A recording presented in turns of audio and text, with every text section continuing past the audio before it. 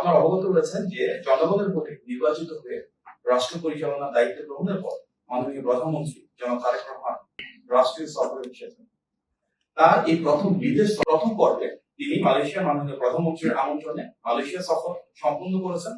খুব স্বল্প সময়ের সেই সফরে মালয়েশিয়ার মাননীয় প্রধানমন্ত্রী, মহামান্য রাজা সহ গুরুত্বপূর্ণ সকল ব্যক্তিবর্গের সঙ্গে তার সাক্ষাৎ হয়েছে এবং বাংলাদেশের স্বার্থ সংশ্লিষ্ট বিভিন্ন বিষয়ে বিস্তারিত আলোচনা করেছেন। প্রথম বিদেশ সফরের দ্বিতীয় পর্বে মাননীয় প্রধানমন্ত্রী ওয়ার্ল্ড ইকোনমিক ফোরামের আমন্ত্রণে চীনের দালিয়ানে যান। সেখানে অ্যানুয়াল মিটিং অফ সম্মেলনে বিশ্বের বিভিন্ন দেশের বিশিষ্ট ব্যক্তিবর্গ এবং 60টি দেশের মাননীয় প্রধানমন্ত্রী অংশগ্রহণ করেন।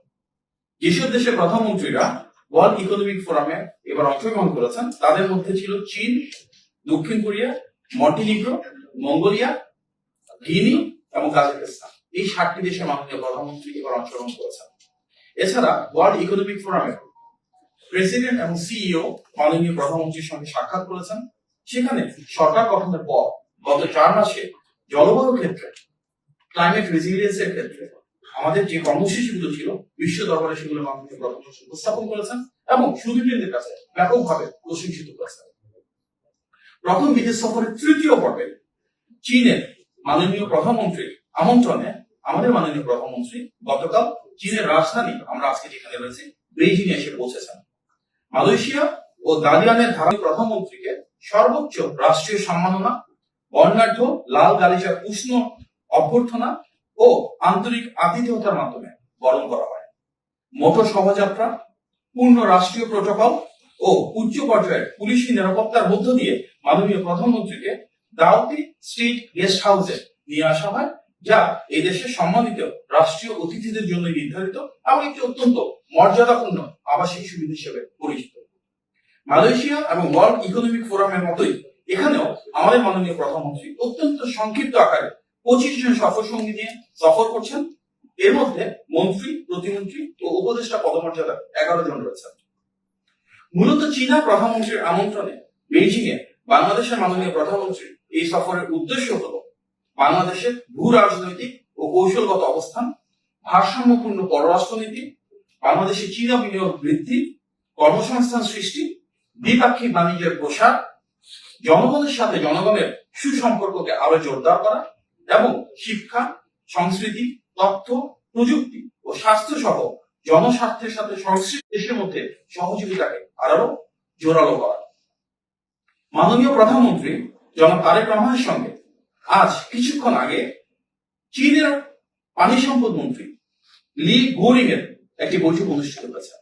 উচ্চ পর্যায়ের সে বৈঠকে তিস্তা মহাপরিকল্পনা সহ বাংলাদেশের বিভিন্ন নদীর ব্যবস্থাপনা, বন্যা ঝুঁকি মোকাবেলা, নদী খনন, নদী ভাঙন রোধ, সেচ ও নৌ নেভিগেশন সহ বিভিন্ন সম্পৃক্ত ক্ষমতা বৃদ্ধিতে বাংলাদেশকে সহযোগিতা করবার আগ্রহ দেখিয়েছে। ইতিমধ্যে বাংলাদেশে বিনিয়োগ বৃদ্ধির লক্ষ্য নিয়ে আজ সকালে China council for the promotion of international trade, যেটি CCPIT নামে পরিচিত, এবং বাংলাদেশের বিডা, এই দুই প্রতিষ্ঠানের যৌথ উদ্যোগে ইনভেস্ট বাংলাদেশ নামে একটি অনুষ্ঠানের আয়োজন করা হয়েছে। সেখানে চীনের 80 জন প্রথম সারির ব্যবসা প্রতিষ্ঠানের শীর্ষ কর্মকর্তা কিংবা মালিকগণ উপস্থিত ছিলেন। বাংলাদেশে কিভাবে বিনিয়োগ বৃদ্ধি করা যায়, বিনিয়োগের ক্ষেত্রে সরকারের অবস্থান কি এবং কর্মসংস্থান সৃষ্টির লক্ষ্যে গণতান্ত্রিক সরকার কি কি পদক্ষেপ গ্রহণ করেছে এই বিষয়ে মাননীয় প্রধানমন্ত্রী উপস্থিত হয়ে চীনের বিভিন্ন ব্যবসায়িক নেতৃবৃন্দের সাথে মত বিনিময় করেছেন এবং একই সঙ্গে চীনা প্রতিষ্ঠানগুলো বাংলাদেশে যারা খুব ভালো করছে চীন থেকে গিয়ে তারা তাদের নিজেদের প্রত্যাশা, পরিকল্পনা এবং বিনিয়োগ সংশ্লিষ্ট বিভিন্ন তথ্য, উপাত্ত ও অভিজ্ঞতা সবার সামনে তুলে ধরেছেন। মাননীয় প্রধানমন্ত্রী জনাব তারেক রহমান চীনের বিনিয়োগকারীদের বাংলাদেশে বিনিয়োগের আহ্বান জানিয়ে বলেন, অর্থনৈতিক ও প্রশাসনিক সংস্কারের মাধ্যমে বাংলাদেশের উৎপাদন ও শিল্প খাতের নতুন গন্তব্য হিসেবে একটি প্রতিযোগিতামূলক, নির্ভরযোগ্য ও লাভজনক অংশীদার হওয়ার জন্য প্রস্তুত। তিনি জানান, বিনিয়োগ বান্ধব পরিবেশ নিশ্চিত করতে সরকার 180 দিনের একটি বিশেষ কর্ম পরিকল্পনা বাস্তবায়নের প্রক্রিয়ায় রয়েছে। পাশাপাশি আনোয়ারা এবং মোংলায় অর্থনৈতিক অঞ্চল উন্নয়ন, চীনে বাংলাদেশের প্রথম ইনভেস্টমেন্ট অফিস স্থাপন এবং অগ্রাধিকার প্রাপ্ত বিভিন্ন খাতে বিশেষ প্রণোদনা প্রদানের উদ্যোগ নেওয়া হচ্ছে। এছাড়াও মাত্র 15 দিনেরও কম সময়ের মধ্যে বিনিয়োগকারীরা যেন নতুন লাইসেন্স পেতে পারে সে বিষয়ে সরকার কার্যকর উদ্যোগ গ্রহণ শুরু করেছে। গণমানুষের প্রধানমন্ত্রী জনাব তারেক রহমানের সঙ্গে আজকে বেইজিং এর ডিওয়াইডাই অতিথি ভবনে চীনের কমিউনিস্ট পার্টির আন্তর্জাতিক বিভাগের মন্ত্রী লিউ হাইকিংসের পার্টি টু পার্টি একটি বৈঠক অনুষ্ঠিত হয়। বৈঠকে তিনি বাংলাদেশ ও চীনের মধ্যে দীর্ঘমেয়াদী অর্থনৈতিক সহযোগিতা, টেকসই সমৃদ্ধি ও পারস্পরিক সহযোগিতার ক্ষেত্রে আরো ঘনিষ্ঠ এবং অংশীদারত্বপূর্ণ সম্পর্কের প্রতি গুরুত্ব প্রদান করে। এই সময় চীন পক্ষ দুই দেশের রাজনৈতিক, অর্থনৈতিক ও জনসম্পৃক্ততা আরো জোরদারে আগ্রহ প্রকাশ করে এবং বাংলাদেশের সার্বভৌমত্ব, নিরাপত্তা ও অর্থনৈতিক উন্নয়নে চীনের সমর্থন পুনর্ব্যক্ত করে। উভয় পক্ষই উন্নয়ন, বিনিয়োগ ও জনগণের সংযোগ তথা পার্টি টু পার্টি সম্পর্ককে আরো বিস্তৃত করার মাধ্যমে বাংলাদেশ চীন সম্পর্ককে একটি নতুন উচ্চতায় সামনের দিনগুলোতে নিয়ে যেতে চাইছে। বৈঠকে বাংলাদেশ জাতীয়তাবাদী দল বিএনপির সাথে চীনা কমিউনিস্ট পার্টির একটি মেমোরেন্ডাম অফ আন্ডারস্ট্যান্ডিং বা সমঝোতা স্মারক স্বাক্ষরিত হয়। 2002 সালে সাবেক প্রধানমন্ত্রী দেশনেত্রী বেগম খালেদা জিয়ার সঙ্গে বর্তমান প্রধানমন্ত্রী জনাব তারেক রহমান চীন সফরে এসে তিনি এই দেশ থেকে অনেক সমৃদ্ধ স্মৃতি নিয়ে বাংলাদেশে গিয়েছিলেন।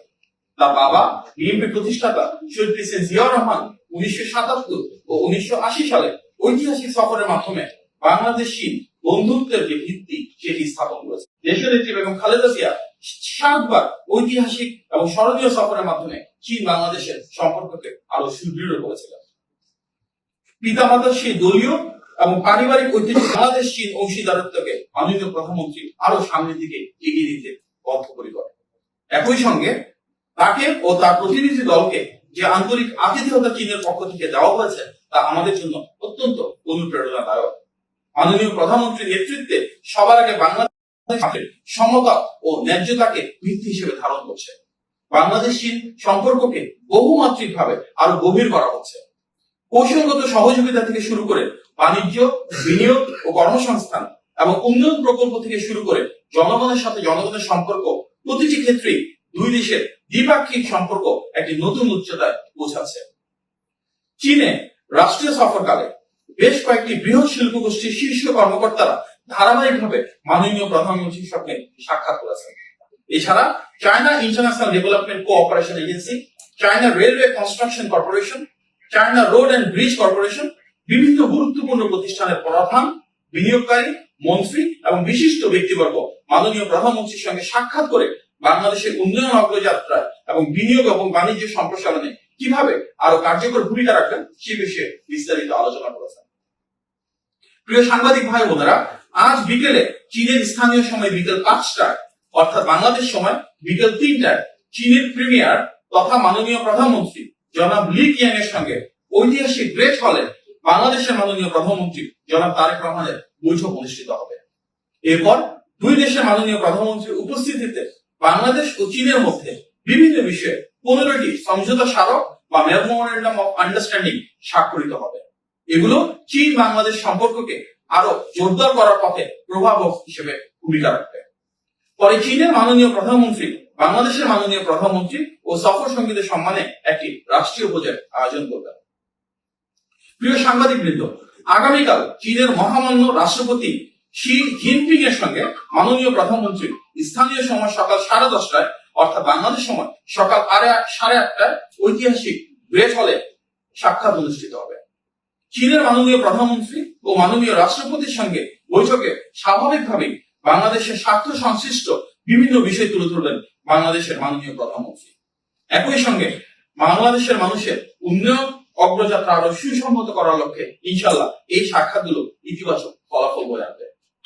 প্রিয় সাংবাদিক ভাই ও বোনেরা, দীর্ঘদিন পর জনগণের ভোটে নির্বাচিত একজন সরকার প্রধান হিসেবে মাননীয় প্রধানমন্ত্রী মালয়েশিয়া, ওয়ার্ল্ড ইকোনমিক ফোরাম এবং বর্তমানে চীন সফরে যে মর্যাদা পাচ্ছেন এবং যেভাবে বাংলাদেশের স্বাধীনতা ও সার্বভৌমত্বকে প্রাধান্য দিয়ে ভারসাম্যপূর্ণ পররাষ্ট্র নীতি বাস্তবায়ন করছেন তা বিশ্ব দরবারে প্রতিটি বাংলাদেশীর জন্য গৌরব এবং মর্যাদার বিষয়। আজ বাংলাদেশ ও চীনের দুই দেশের মাননীয় প্রধানমন্ত্রীর ভেতর অনুষ্ঠিতব্য যে বৈঠক রয়েছে, তারপর আমরা চেষ্টা করব রাতেই আপনাদেরকে প্রেস কনফারেন্সের মাধ্যমে সেই সাক্ষাতের বিষয়ে অবগত করবেন, যদি আমাদের হাতে সেই সময়টুকু থাকে।